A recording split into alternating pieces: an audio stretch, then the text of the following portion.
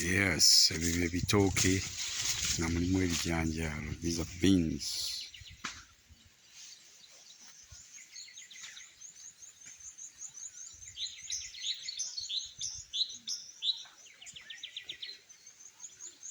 Omuganda agiyita entembo.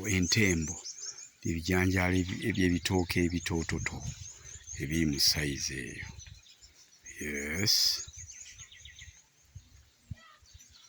Jjukira nti olusuku luno luli ku eka 2.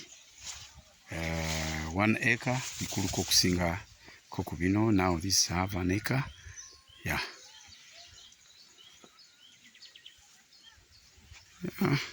Kanyongera obbatambuzaako buli awo mulabe nammwe. Yeah.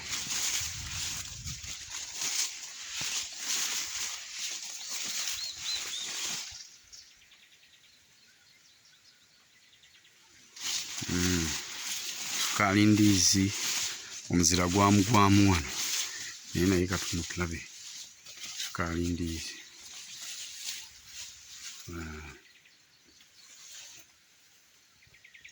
Oyo sukaali ndiizi otyo. Olwo lusuku olukulu. Ne muno mulimu erisiza. The first one, at least with it. Mashallah. Eryo lye lisoose mu lusuku.